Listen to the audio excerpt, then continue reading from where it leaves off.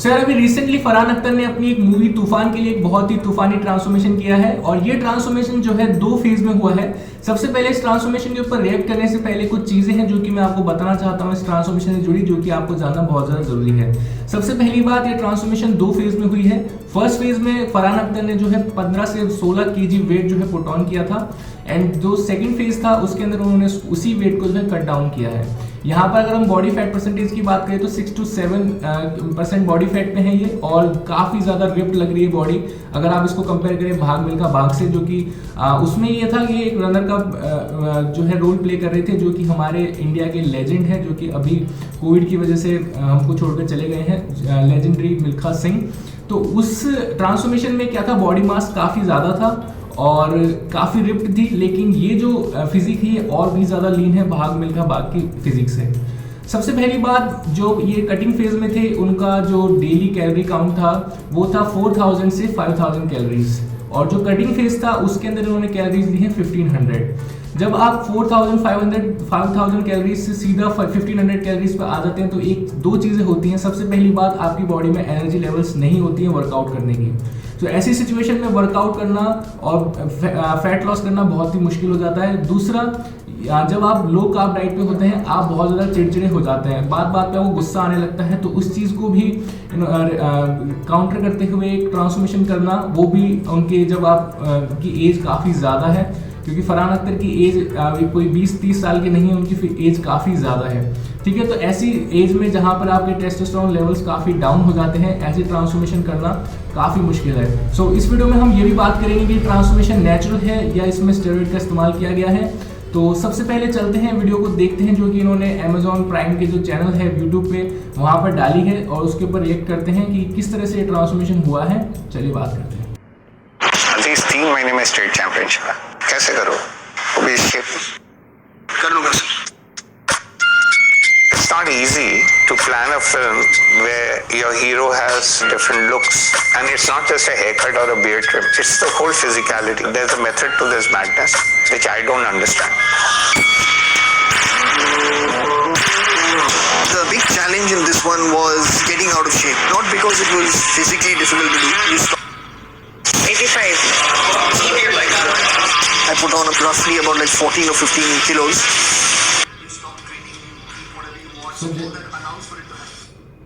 सो जैसा कि मैंने आपको बताया, इसके 2 फेज में ट्रांसफॉर्मेशन हुई है। पहले फेज में वेट पुट ऑन किया गया है 15 to 16 kg एंड उसके बाद में इसका कटिंग फेज स्टार्ट हुआ है।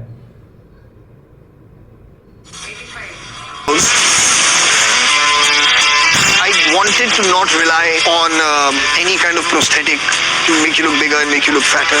The talk was more from scheduling point of view. Would it be possible to have a gap for him to train for boxing if he had already put on that weight? Then the gap, which was now 2 or 3 months, would have become 12 months. So he knew he had to do it reverse. Day 1 back into training after a break of 9 weeks. The fat stage we had a little longer because that was a little bit more of a challenge. Farhan being an ectomorph, which is someone who struggles to put on weight, there's a lot of health implications that come to overeating, so we couldn't just say.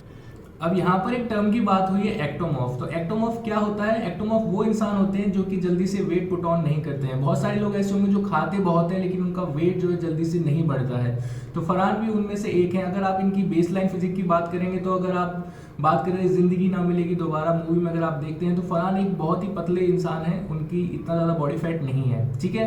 सो वो एक ectomorph है, तो इनके लिए 14 to 15 kg weight put on करना एक बहुत ही बड़ा चैलेंज था। उसी के बारे में यहाँ पर इस ट्रांसफॉर्मेशन में बात हो रही है, जैसा कि आप समझते हैं। There's a lot of health implications that come to overeating, so we couldn't just say stop training and eat. That wouldn't have been right.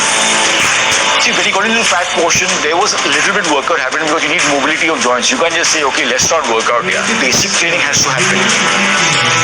If you've never been like that before, like the character hasn't either, it takes a little toll on the energy of your being, you know, because it affects the way you move, it affects the way you breathe when you talk. You will feel like a different person. And I thought that would be nice to experience as well.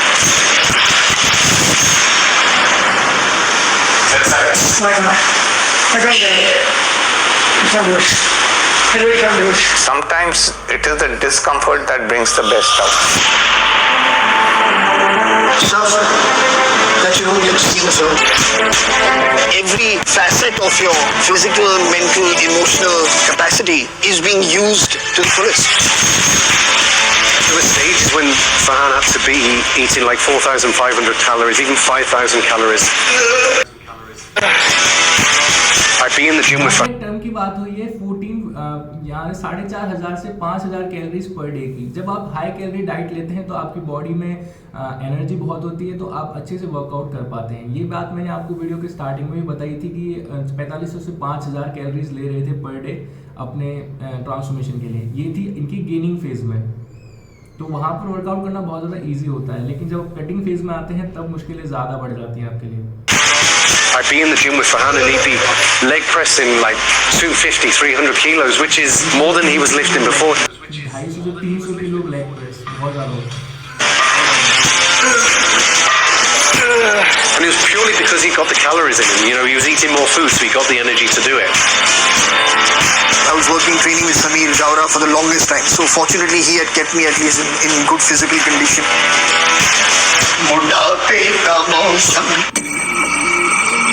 As a physio, I have to look after the adaptability of the posture and the recovery phase. Is it affected by the body weight he gained during that period, or flexibility compromised because of that? So I have to look after that.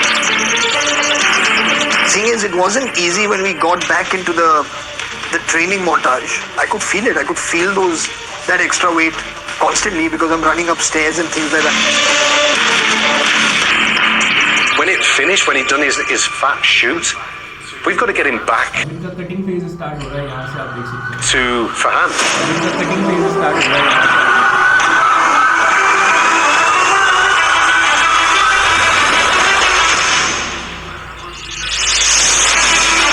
He's one of those people I remember during that trip.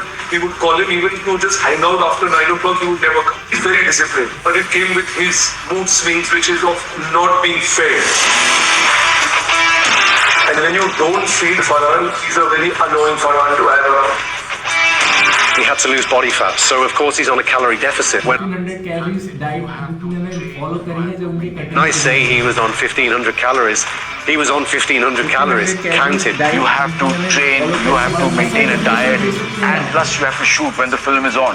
So the whole process is not very easy. For me, it was just trusting these people, trusting that they want best for the film, that they have my back.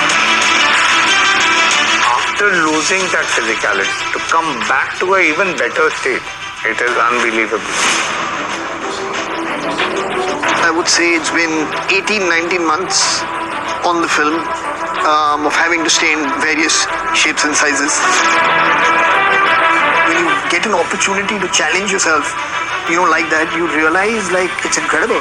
Like muscular, fat, scrawny, whatever it is that you want to do, that everything is achievable. It was a full team, all focusing on making sure that we got the most out of Farhan and his training.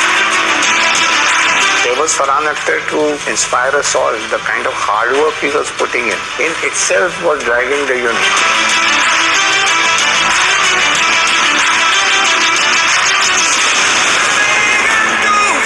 ये था फरहान अख्तर का fat to fit transformation, और इसका अभी duration clear नहीं बताया इस video में। मुझे भी नहीं पता इसका कितने ड्यूरेशन में किया गया है, लेकिन एक चीज़ बता दूं, अगर उनका एज उनकी काफ़ी ज़्यादा है और इस एज में इतना ज़बरदस्त ट्रांसफॉर्मेशन करना नेचुरली बहुत ज़्यादा मुश्किल है। और ये स्टेरॉइड बेस इसलिए है, मैं इसलिए दावे के साथ कह सकता हूँ, बिकॉज अगर आप बात करें भाग मिल्खा भाग की, तो उसमें भी स्टेरॉइड का इस्तेमाल किया गया था। उन्होंने लो सोडियम अपनी डाइट रखी थी, मतलब कुछ टाइम तो उन्होंने पानी और सोडियम काफ़ी कट डाउन किया था जब उनको एकदम रिप्ड दिखानी थी अपनी फेस। तो ऐसी सिचुएशन में जब उन्होंने पहले स्टेरॉइड का यूज़ किया है तो ऑब्वियसली ये ट्रांसफॉर्मेशन भी नेचुरल नहीं होने वाली उनकी। सो बहुत सारे लोग हैं जो मुझसे ज़्यादा क्वालिफाइड हैं इस चीज़ में बोलने के लिए, लेकिन जो सही बात है वो मैं बता सकता हूँ कि ये नेचुरल ट्रांसफॉर्मेशन नहीं है, ठीक है। लेकिन नेचुरल हो या स्टेरॉइड बेस्ड हो, मेहनत उतनी ही लगती है। स्टेरॉइड कोई जादू नहीं कर देता आपकी बॉडी में, स्टेरॉइड बस आपको आपकी गोल को अचीव करने में हेल्प कर देता है, लेकिन हार्डवर्क आपको उतना ही डालना पड़ता है जो कि इन्होंने किया है। और ये हर किसी के बस की बात नहीं होती। जब आप 4 से 5,000 कैलोरीज खाना खा रहे हैं पर डे और उसके बाद आप 1500 में आके वर्कआउट करना बहुत मुश्किल होता है, बिकॉज एनर्जी लेवल्स बिल्कुल डाउन होते हैं, तो मन भी नहीं करता वर्कआउट करने का। तो ऐसी सिचुएशन में वर्कआउट करके ये गोल अचीव करना बहुत ही ज़्यादा मुश्किल है। इसके लिए फरहान अख्तर को big congratulations and I hope ये इनकी जो मूवी है काफ़ी ज़्यादा सुपरहिट जाने वाली है। सो मैंने अभी तक नहीं देखी है, अगर आपने देखी है तो आप मुझे बता सकते हैं आपको मूवी कैसी लगी। तो मैं भी जल्दी देखता हूँ और फिर आपको बताऊँगा यूट्यूब स्टोरीज़ पे। ठीक है, सो मिलते हैं नेक्स्ट वीडियो में, तब तक के लिए आपका दिन शुभ रहे।